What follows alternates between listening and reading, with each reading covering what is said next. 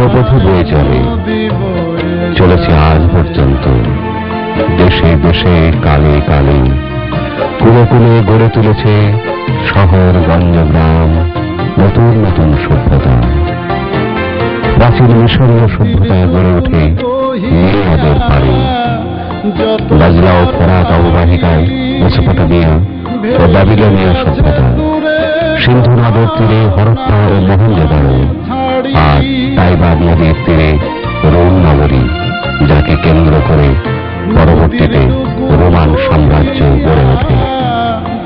এছাড়াও টেমস নদী তীরবর্তী লন্ডন, ইউরোপের রাইন ও ভলগা নদী, চীনের হুয়াংহো, উত্তর আমেরিকার মিসিসিপি ও দক্ষিণ আমেরিকার আমাজন নানা কারণে আলোচনার দাবি রাখে।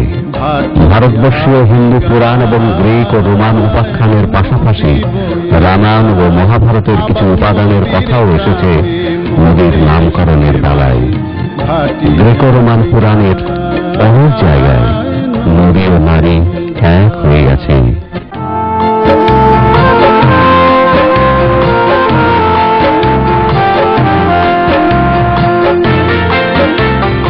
প্রিয় দর্শক, নদীর নিরবধি অনুষ্ঠানের পক্ষ থেকে সবাইকে শুভেচ্ছা। সহস্র বছর ধরে বইছে পদ্মার এই জলপ্রবাহ। তার এই চলার পথে বাঁকে বাঁকে সৃষ্টি করেছে অসংখ্য গ্রামগঞ্জ, নদী আর উন্নত সব সভ্যতা। আমাদের মাতৃসম এই নদী সে কেমন আছে এবং তার অববাহিকায় যে আঞ্চলিক বিভিন্ন রকম সংস্কৃতির সৃষ্টি হয়েছে, পদ্মার আজকের এই পর্বে আমরা সেই সব বিষয়গুলো দেখব।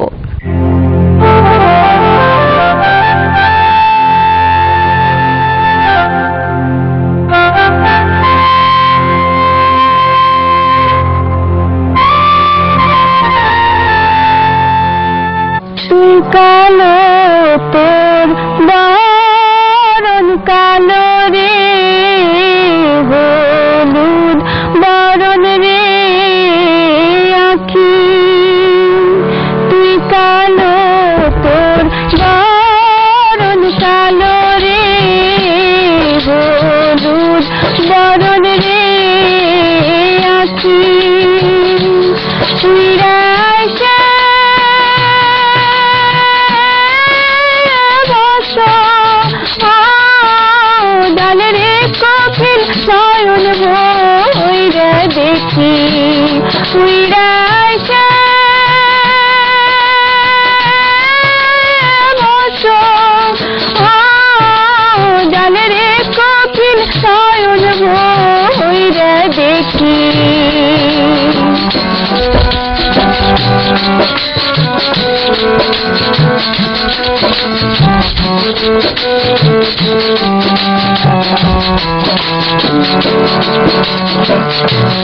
কোকিল যখন বাজাই বাঁশি রে, রান্ধন ঘরেতে রান্ধি, কোকিল যখন বাজাই বাঁশি রে, রান্ধন ঘরেতে রান্ধি,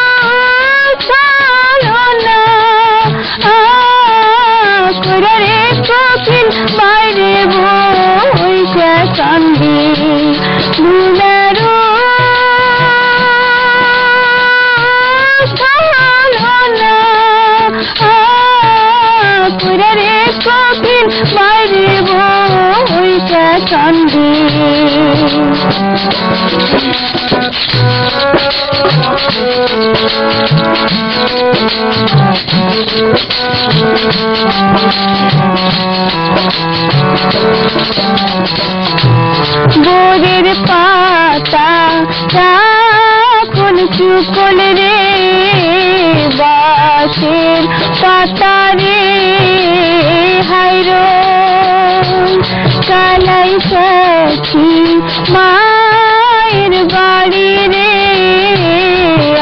আজাই সছরে লিপে ছাড়ালো সিঁদুরে কোজারে কঠিন সংসারে না যাইতে তুই কালো তোর বরণ কালো রে হলুদ বরণ রে আছি তুই কালো তোর বরণ কালো রে হলুদ বরণ রে আছি। গত পর্বে আমরা ফারাক্কা দিয়ে গঙ্গার পানি প্রবাহ বাধাগ্রস্ত করা এবং এই অঞ্চলে এর বিরূপ প্রভাব নিয়ে কথা বলেছিলাম। গঙ্গা জল বা পদ্মার পানি প্রবাহ নিয়ে রাজনীতি নতুন কিছু নয়। আজ থেকে 1020 বছর আগে অর্থাৎ 988 সালে দক্ষিণ ভারতের চোল বংশীয় হিন্দু রাজা রাজেন্দ্র তার রাজ্য পবিত্র করবার উদ্দেশ্যে বাংলাদেশ থেকে গঙ্গা জল নিয়ে যাওয়ার জন্য এক শক্তিশালী বাহিনী প্রেরণ করেন। চোল রাজ্যের সেনাপতি বৌদ্ধ ধর্মাবলম্বী ধর্মপাল, রণসুর, গোবিন্দচন্দ্র ও মহিপালকে পর্যায়ক্রমে পরাজিত করে গঙ্গা তীরে উপনীত হন। Doctor R C. মজুমদার এই ঘটনাকে ধর্মের নামে গুরুতর অধর্ম বলে বর্ণনা করেন, কারণ গঙ্গা জল সংগ্রহের অভিযানে হাজার হাজার লোক হত্যা, নারী নির্যাতন ও ধনরত্ন লুণ্ঠন শেষে চোল সেনাপতি বাংলার পরাজিত রাজন্যবর্গকে তাদের মাথায় করে গঙ্গা জলের ঘড়া বহন করে আনতে বাধ্য করেন। বাংলার ইতিহাসে নিঃসন্দেহে এটি একটি কলঙ্কের রাজটিকা ও ন্যাক্কারজনক ঘটনা হিসেবে চিহ্নিত হয়ে থাকবে। রাজা শশাঙ্কের পর আর কেউ বৌদ্ধ রাজাদের এমন অপদস্থ করেনি। সে যাই হোক, সেই গঙ্গার পানি ফারাক্কার উজানে আরো 22টি পয়েন্টে সেচ কাজের জন্য নিয়মিতভাবে পানি প্রত্যাহার করে নেয়ার পর বাংলাদেশ শুষ্ক মৌসুমে যা পায় তা অতীব অকিঞ্চিতকর। এতে রাজশাহী অঞ্চলের পানির স্তর আশঙ্কাজনকভাবে নিচে নেমে যাচ্ছে। তাতে এই অঞ্চলের বিখ্যাত আম ও লিচুর ফলনও হ্রাস পাচ্ছে। কোকিল কেন ডাকলি না ওই কদমের ডালে রে আমার জীব কেন ভাঙলি না বন্ধু যাইবার কাজে কোকিল কেন ডাকলি না ওই কদমের ডালে আমার জীব কেন ভাঙলি না বন্ধু যাইবার কাজে আমার জীব কেন ভাঙলি না বন্ধু যাইবার কাজে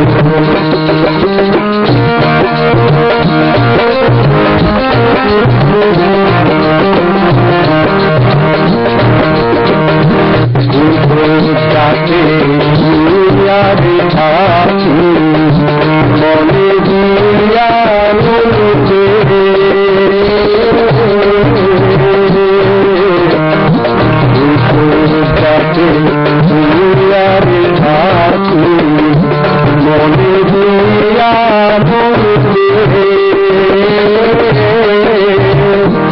আমার দিন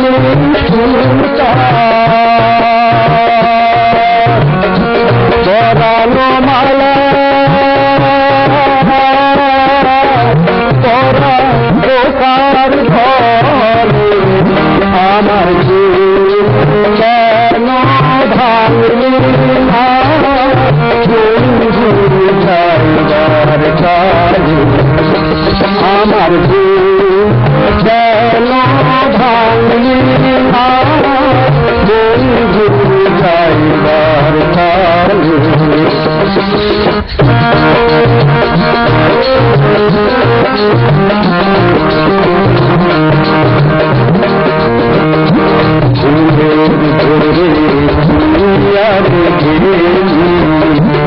আমাকে না বলে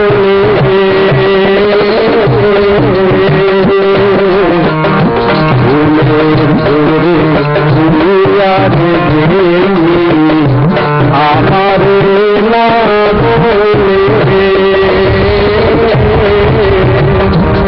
আমি সারা ভোর করিরা বালি আমার কেন ভাঙলি না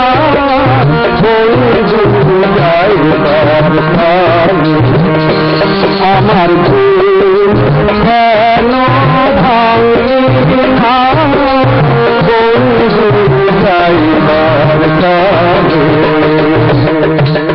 ফারাক্কা বাঁধ নির্মাণের আগে পদ্মা যখন দুকুল প্লাবিত করে বয়ে চলত, তখন তার ঢেউয়ের গর্জনে ও পাড় ভাঙার আশঙ্কায় পদ্মা পাড়ে মানুষেরা বিনিদ্র রজনী কাটাত। অনেকে তখন শাহ মখদুম শাহের মাজারে শিরনি মানত করত, যেন পুণ্যাত্মা সাধকের দোয়ায় তাদের ঘর বাড়ি না ভেঙে যায়। আমি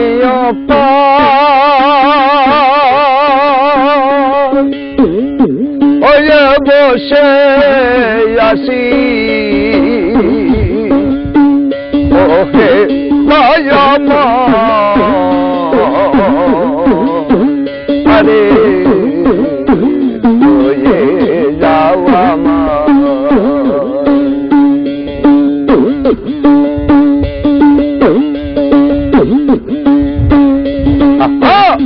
আমি একা রইলাম ঘাটে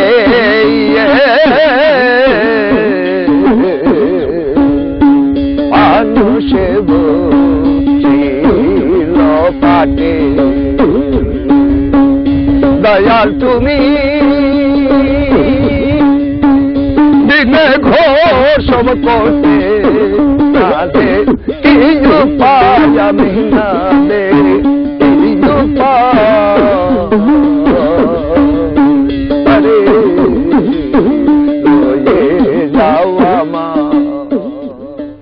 ভূগর্ভের পানির স্তর নিচে নেমে যাওয়ায় পদ্মা অববাহিকায় নলকূপের পানিতে আর্সেনিক দূষণ হওয়ায় এলাকার মানুষের স্বাস্থ্য হুমকির সম্মুখীন।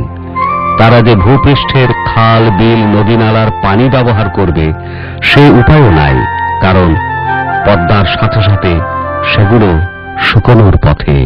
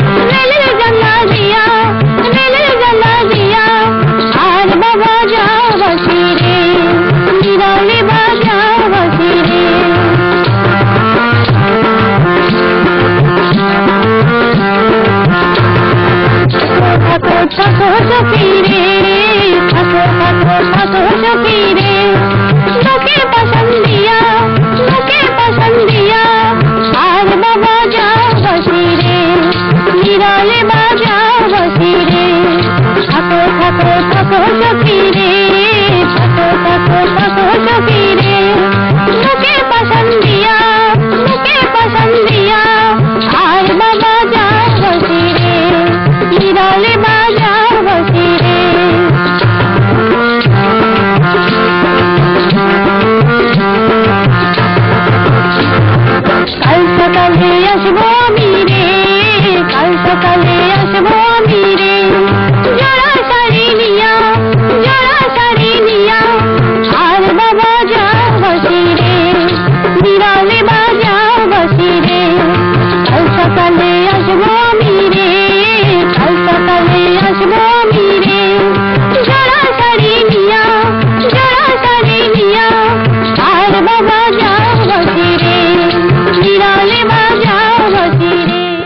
পদ্মা নদী শুকিয়ে যাওয়ার সাথে সাথে বাংলাদেশের দক্ষিণাঞ্চলে প্রবাহমান এর অন্যান্য শাখা ও উপনদীগুলো শুকিয়ে যাচ্ছে, আর তাতে নদীর নাব্যতা হ্রাস পেয়ে সাগরের লোনা জল অনুপ্রবেশ করছে কৃষি জমিতে।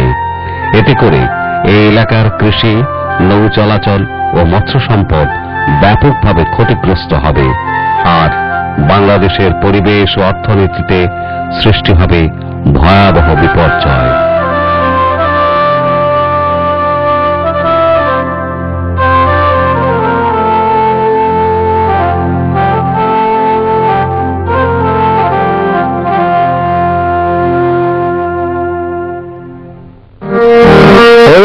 জ্বলে গেল, পুড়ে গেল রে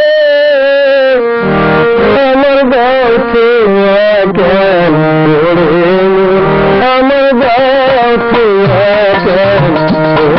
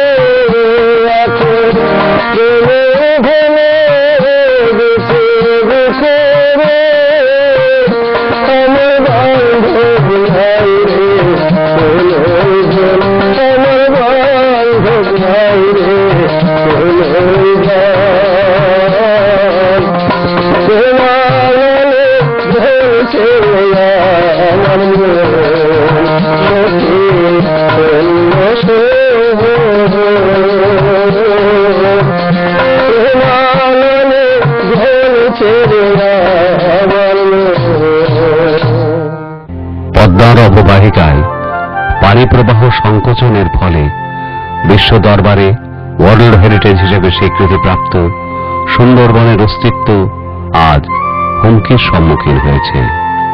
আগে নদীর মিঠা পানি ও সাগরের লোনা জলের মিলিত ধারা সুন্দরবনকে সমৃদ্ধ করত।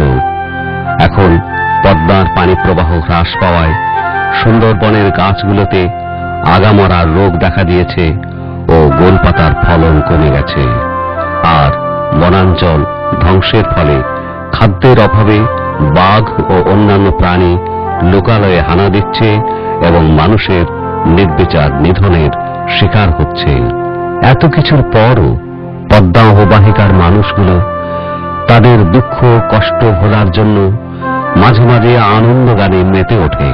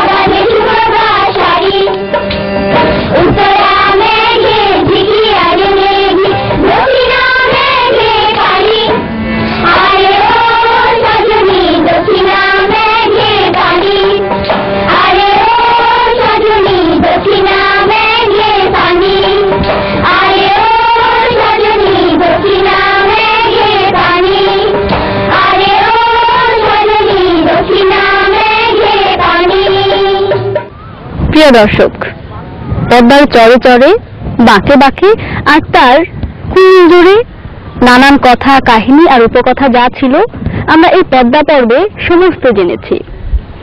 আপনাদের সঙ্গে আমাদের এই নদী নিরবধি অনুষ্ঠানে আবারও দেখা হবে অন্য কোনো নদীর বাঁকে, অন্য কোনো চরে, অন্য কোনো কথা আর কাহিনী নিয়ে। সবাই ভালো থাকুন। আল্লাহ হাফেজ। ফুলহারা নদী ওই বয়ে চলে যায়, ফুলহারা নদী ওই বয়ে চলে যায়, তার মোহন বাঁশি শুনে নদী সাগর পানে ধার।